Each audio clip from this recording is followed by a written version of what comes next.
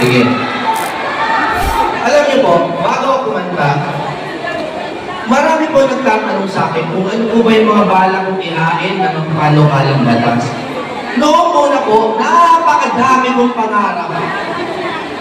Pero ngayon, natuklasan ko po ang pinakamahalagang batas ay ang budget. Ang General Appropriations Act. Naiintindihan po ba natin lahat yan yung batas na yan? Okay. Alam niyo po, sa Amerika, may nauuso ngayon yung DOGE, yung Department of Government Efficiency. Gusto niyo bang mapunta dito sa Pilipinas yan? Na meron tayong isang departamento na binabantayan ang budget kahit na ngamang mambabatas. Kasi meron tayong auditor. Kayo, na-audit din kayo, di ba? Sino nag-audit sa Kongreso? Wala. Kami po, nabalitaan niyo ba ito? Kami ni Congressman Pantaleon Alvarez, kasama ang iba pa, naghain po kami sa ombudsman ng kaso laban kay Speaker Martin Romualdez.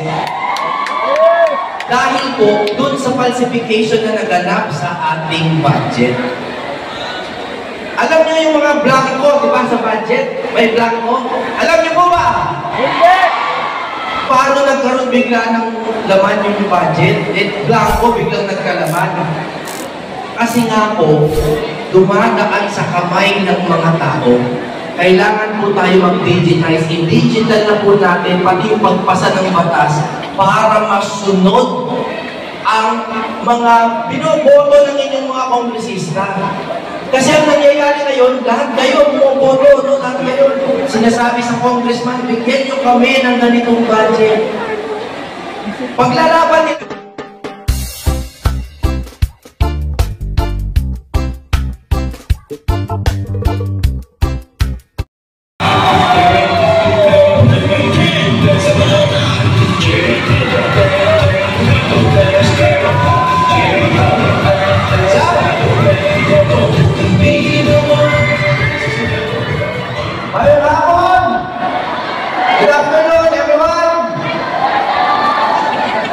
nakalimutan ni DJ Kogi na rally ni Pastor Nicolito. Pero salamat sa napakagandang ganito. Ikaw babantay ko yun. Speech! O kanta?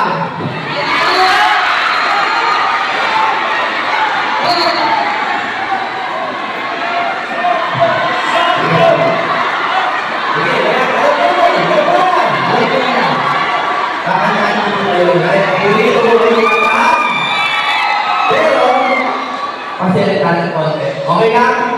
Okay na. Gusto ko lang po mag-buhusay ng mga salubin.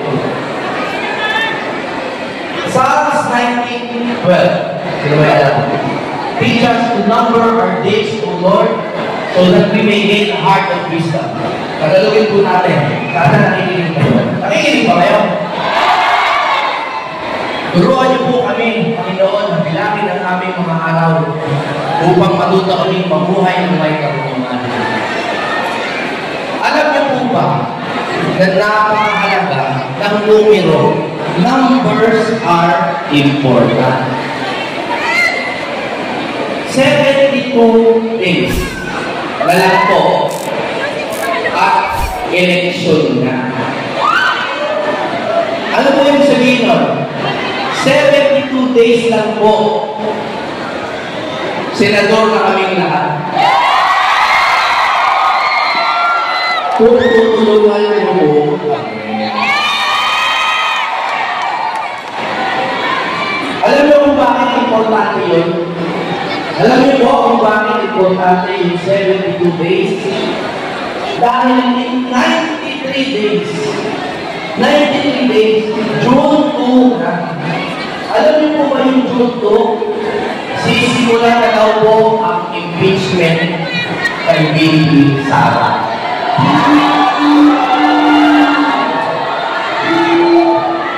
Nakalagay po yung schedule na pinakita po sa atin ni Senate President.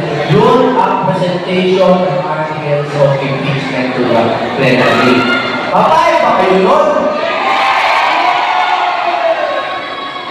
Dahil alam niyo po, 151 days na lang at start na ng impeachment trial mismo.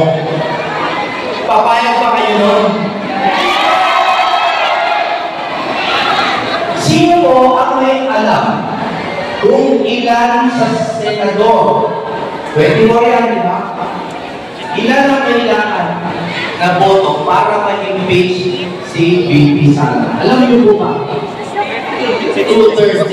Ano po ang 2/3 ng 24?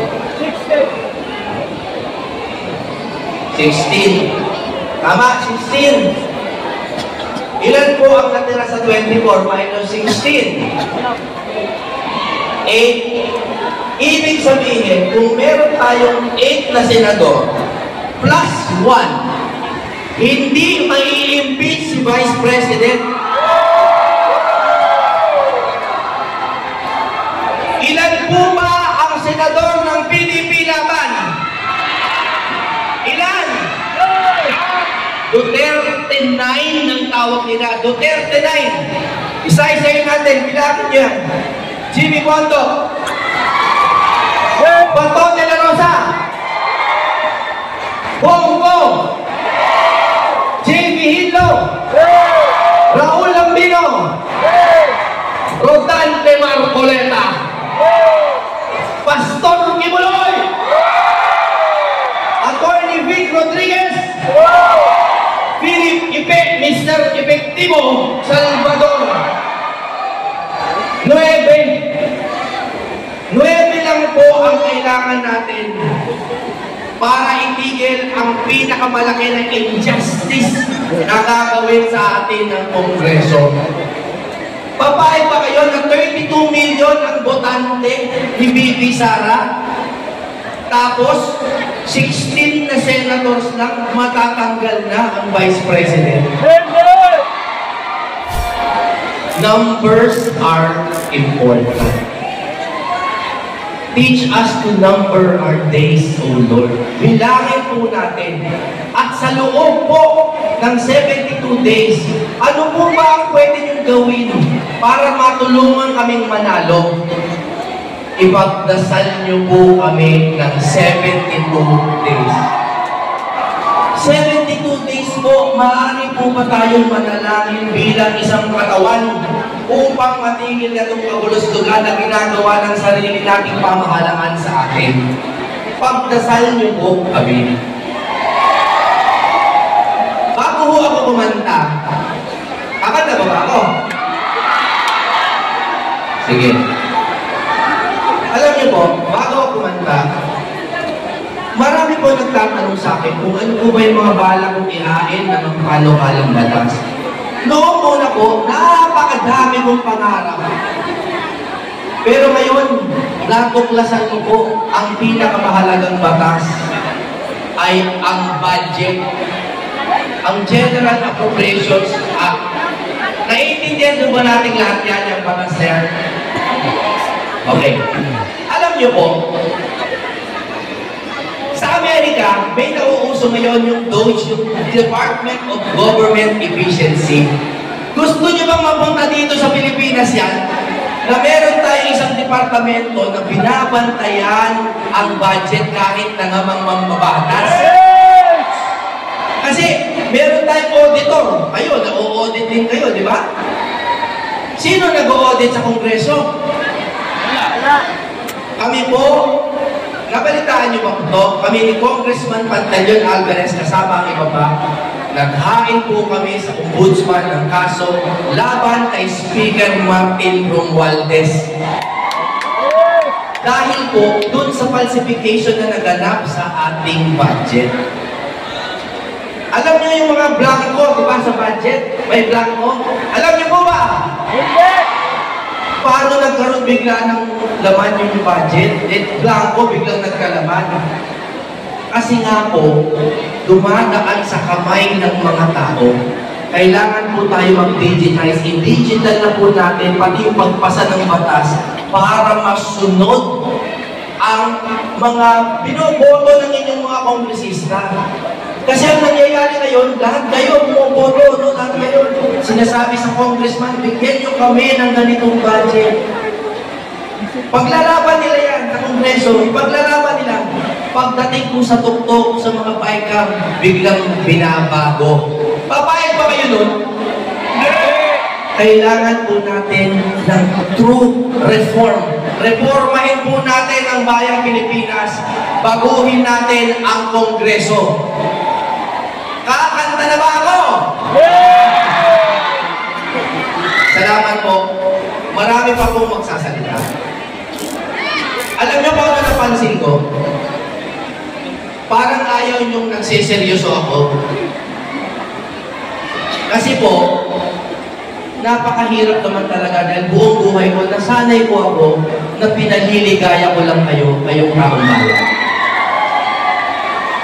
Sana po, bigyan niyo akong pagkakataon na bukod sa awitan kayo, gusto ko rin kong makita. Yung 50 years old na po ako, alam ko hindi ako mukhang 50, alam ko mukhang 49 lang ako. Alam niyo po. Pero birthday ko bukas. Joke lang. Sa Mayo pa, sa Mayo. Pagdating po ng susunod kong birthday, senador na po kami. Sana po pagbigyan niyo po ang Duterte 9 na hindi lang po magpaligaya sa inyo ng ganitong pansamantala, kundi paligayahin po ang buong buhay ninyo. Yung mga tulay ninyo, mga eskwelahan ninyo, yung mga bahay ninyo, sana po tulungan nyo kaming tulungan kayo. Pero ngayon, kakantahan ko muna. Nung huli kong rally ni Pastor Ibuloy, ang kinanta ko seryoso, tunay na laya. Naaalala niyo ba yung tunay na laya? Dahil malamang marami sa inyo narinig na yun, babaguhin ko naman. Okay lang ba sa inyo? Love song naman ang kantahin sa inyo. O pili po kayo ng kanta, ha? Pumili po kayo. Kasi ganyan po sa demokrasya, kayo ang pumipili. Ano ang gusto niyong kanta? I believe o let me be the one? Let me be the one? Sige. Sige, kakanta ko po kayo.